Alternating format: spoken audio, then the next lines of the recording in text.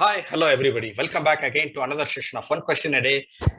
The question that we are going to discuss today is the function of cementum. It would be a part of an essay or a short note by itself.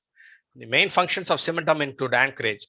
The cementum helps in holding the tooth with the alveolar bone through the periodontal ligament. It provides the much needed support to the tooth.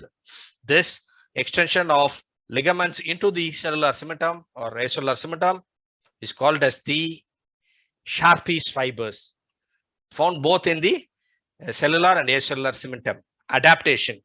Due to external stress or masticative forces, there is always a loss of structures, minute quantities in the incisal or occlusal area, or loss of structures in the coronal area because of external stress or masticative forces.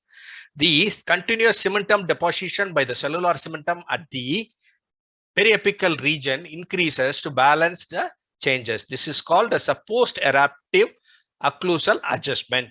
So, cementum helps in the adaptation and maintenance of the appropriate mastication and occlusal level. Repair. In case of trauma or fracture or restorative procedure to the root, cementum may be sustaining certain injuries.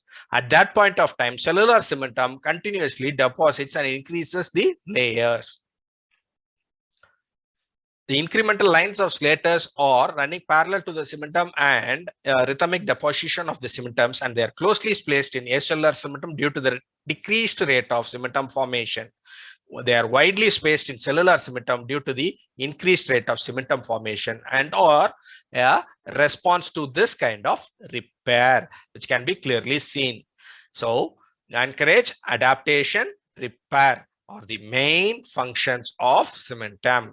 With that, this question has to be ended. Perhaps a diagram of cellular and acellular cementum would add more to the credibility. Stay connected with this channel for learning more and more questions. Till we meet again, stay safe and happy learning.